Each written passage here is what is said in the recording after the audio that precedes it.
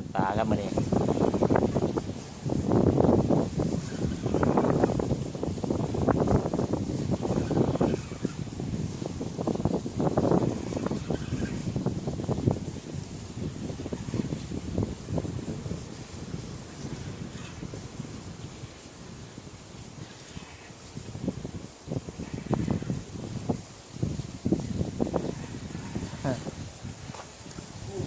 ปลาดุกน้อย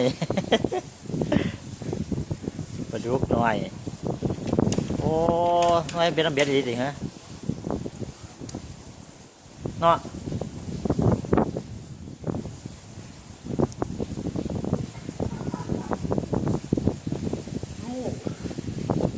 ที่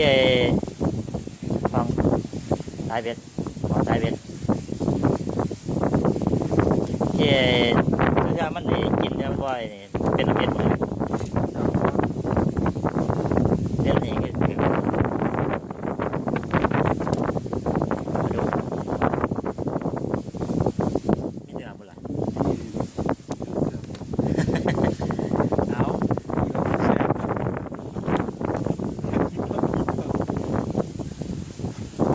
เรื่องไปข้าวเดียวกันกินเนี่ยเรื่องอยู่นี่เบิ้ลเหมือนบ่ได้เป็นกระสอบ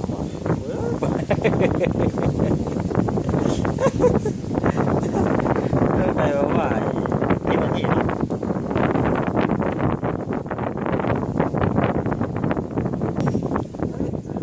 ฮะแม่นบ่ป้าเราดึงมาหันฮะป้ามันดึงนี่มันกวมเลยดิฮะว่ากินก็ยิงแห้งเลยวะ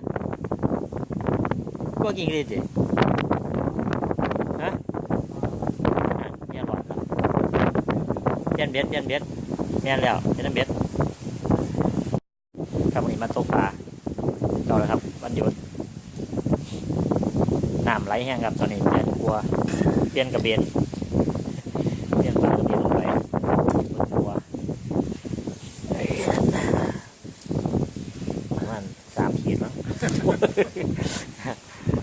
กลัวลงหน่อยกลัวอยู่ครับน้ำไหลแห้ง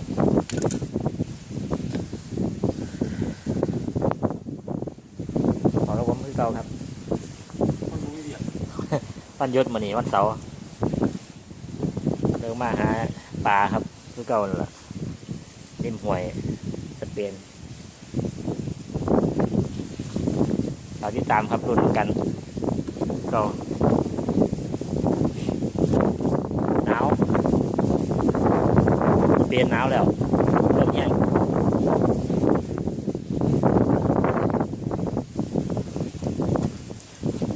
ครับเดี๋ยวพอกัน